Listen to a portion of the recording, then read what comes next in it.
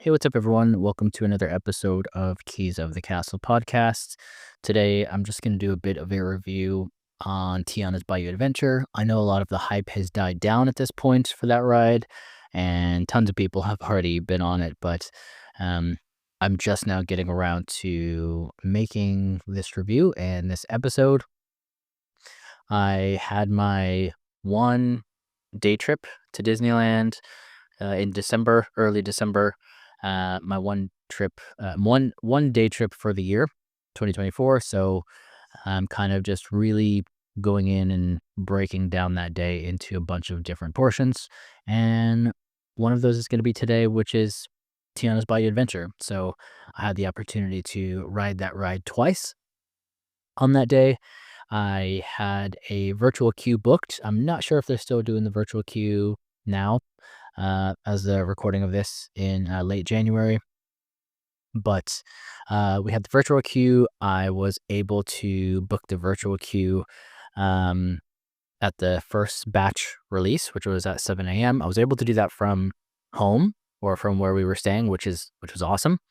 And that was for myself and my wife, and I ended up using both. So I don't know if that's allowed. So Disney, I'm sorry, don't come after me if I wasn't allowed to do that, but I used mine in the morning time, and then I was able to come back later and use hers at night. So unfortunately, she didn't get to ride the ride. But yeah, I was able to ride twice actually. And so yeah, today is just going to be a bit of a review on that. So really, it's going to be a kind of a somewhat vague and ambiguous review.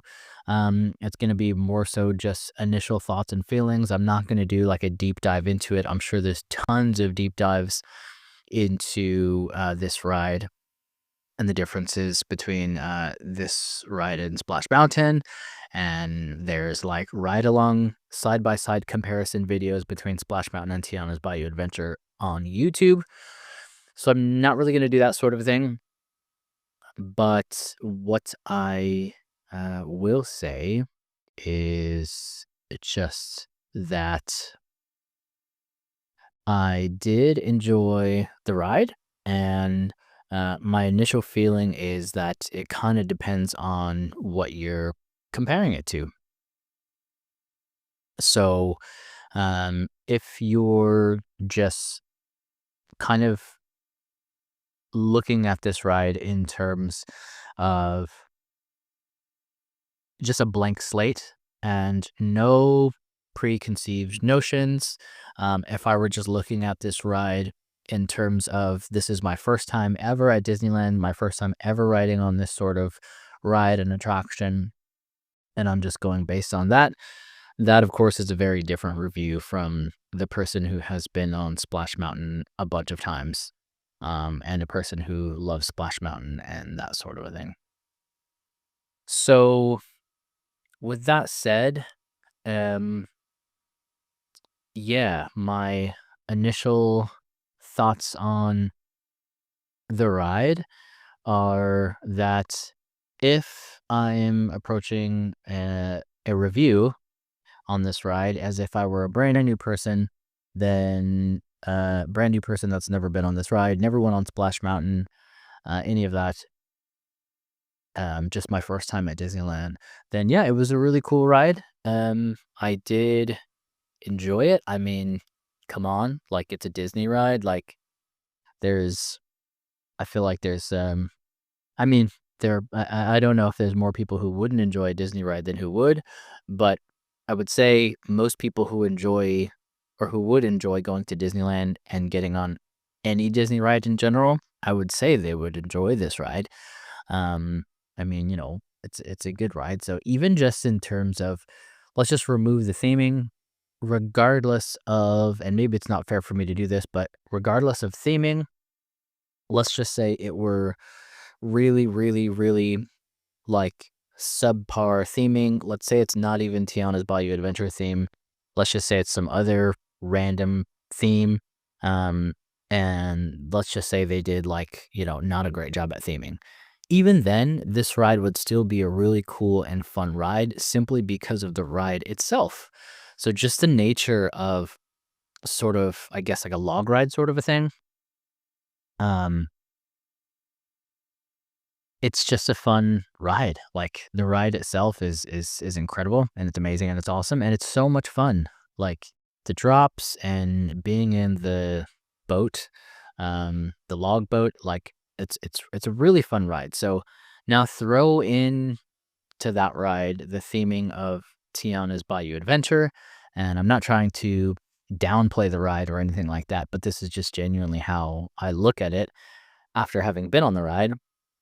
Kind of changed my perspective, seeing a new theme on the ride that was Splash Mountain before. So, yeah, having gone on Tiana's Bayou Adventure, now when you add in a theme onto the ride, which is a fun and cool theme, which is Tiana's Bayou Adventure, The Princess and the Frog. Yeah, it makes the ride even cooler than, if you were to compare it with any other theme. It's a cool theme and that sort of thing. It's really fun. It is you know, pretty, I suppose, on brand with um Disneyland. That is a thing though for me that turned out to kind of be a negative. So I will say semi upfront, even though this is about halfway through the episode already, but I will say upfront, before I go further into this, that I am a Splash Mountain fan. I'm a Splash Mountain fan, and I going into this, I kind of watched the videos, and I kind of knew ahead of time that I wasn't going to be a huge fan, even just with recent patterns of the way Disney does things, and the way that they are doing rides and redoing rides. I kind of, I don't think I went into it too biased, but yeah, I kind of, I tried to have no expectations, but at the same time, having experienced the ride, I'm, I guess, not super surprised that I wasn't as enthusiastic as, I would have been for seeing Splash Mountain or something like that and going on that original ride. Um, so anyway, that being said, kind of expected that, but in terms of the, so I'll say that right off the bat that basically, um, I wasn't really super excited for Splash Mountain to go away. So I'll just say that off the bat, I kind of knew that nothing was going to be as good or cool or fun to me as the original Splash Mountain. So I went in knowing that. So I say that as a somewhat preface, a somewhat preface, just to kind of set the stage that my feedback on this ride is not going to be super, super positive. Um, so yeah, I was going to say that I thought of saying that because I was talking about how the theme is kind of on brand with Disneyland being, New Orleans themed for the most part. So I actually felt that it was a little bit unnecessary. Like, I feel that, um, even though Critter Country was like the tiniest land that was hardly, barely even a land, like, I don't even think anyone even recognized it as a land necessarily. It's almost like potentially like it's one of these things of like you don't know what you have till it's gone. Like, that's kind of how I feel right now. Is like now that Critter Country is not there, and now that it's like Bayou and New Orleans themed, it kind of felt like it was unnecessary. Like by the time I got to the end of the ride, and I don't mean to just straight up skip to the end of the ride, but um yeah, by the time I got to the New Orleans scene and that sort of a thing, it just felt a bit like it was unnecessary in the sense that it was showcasing a theme that is already showcased in a different portion of the park. Like, it was literally just a ride version of New Orleans Square and the terraced buildings that you see when you come out of, the exit of Pirates of the Caribbean. Like, it just looked like a less realistic version of the theming that's already in Disneyland. So, to be honest, I didn't particularly appreciate that. And now that I'm thinking back on that portion of Splash Mountain where they have kind of like I guess potentially maybe it was, and maybe I'm just biased, but I suppose they had sort of like the riverboat there in the Splash Mountain scene towards the end after the drop. So I suppose you could say the same thing, that that's kind of like a repetitive sort of theme within Splash Mountain because you have the Mark Twain riverboat, um, the actual big one at Disneyland right there, and then it's right next to Splash Mountain, and then you had the riverboat inside of Splash Mountain. But I don't know. If anything, I'll have to go back and look at this, but if anything, it felt I don't know, it just felt more like it was like a blended theme between New Orleans Square and Critter Country, as opposed to this was more so just like an extension of New Orleans. But with the way that the park flows, it's like you have New Orleans, and then next to that you have the Haunted Mansion. So you have New Orleans Square, and then next to that you have the Haunted Mansion. So to kind of then go back into New Orleans Square with the log ride, I guess you could say now, it just, I don't know, it just didn't really quite make sense to me, to be honest. I didn't realize, I guess I'm only realizing now recording this is like, wow, Critter Country actually served a pretty good purpose of like, sort of like it's the critters at like the far corner of the park, um, where, critters would normally be, I guess. I don't know.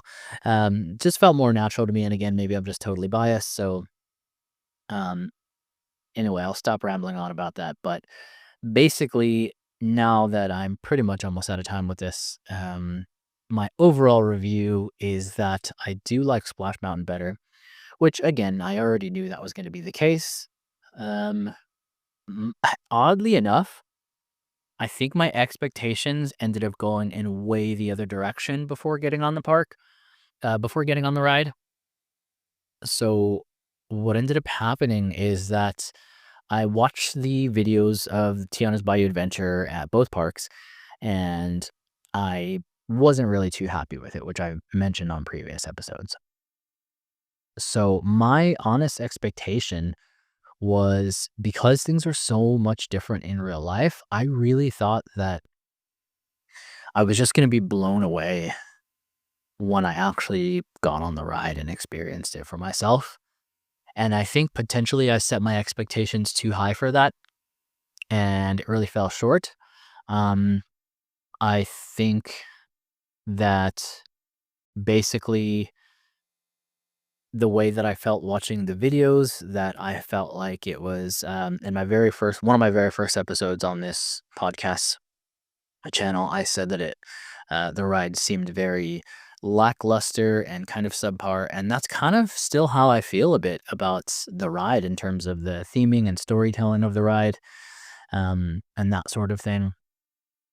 So that's kind of how I ended up feeling about it, although it's not what I was expecting. My expectations were that, it was going to be the real life thing. I was going to see details and have feelings and vibes that I couldn't get through the video. But unfortunately, that wasn't really the case. It wasn't really the case. And what I can say though, what did surpass my expectations, which to me, I mean, this is really, really, really not the main thing, but it's the queue.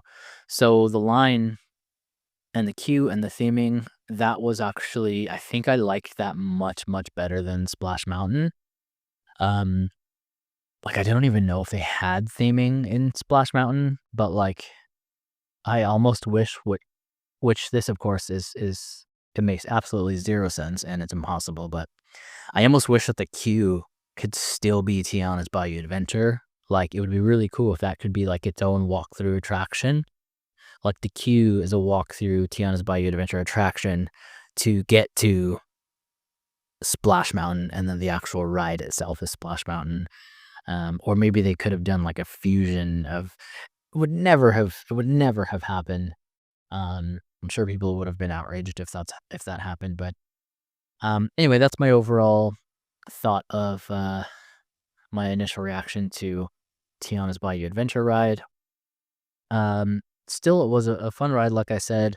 I still love the whole theme and idea of The Princess and the Frog and Tiana. Um, but yeah, to me, it very much so fell short of what it could have and should have been. I said in my very first episode about Tiana's Bayou Adventure that Tiana, I think I said this. Um, if I didn't, I should have. But that Tiana deserved her own ride. She deserved to have her own ride that was better than this one. Not that this one is like the worst one ever, but I think that she deserved her very own original ride. I don't think she deserved to just take over and have like a remake done into her ride. I really do think that she deserved her own ride. It would have been like Ratatouille taking over the Winnie the Pooh ride, and that's his ride. It's like, no, I think, certain themes deserve their own ride. So anyway, that's just my 2 cents. Not saying I know where they would have put that ride, but um yeah, those are my initial thoughts and review for that ride. So anyway, that's going to do it for this one. I rambled on enough and may or may not continue on and do an even deeper dive into this. I might just put it to rest here. But with that being said, I'll go ahead and sign off here on this one, guys. So I'll leave you with this thought as usual, that whatever is good, whatever is true, whatever is pure, think on these things. All right, guys. Till next time, thanks and take care.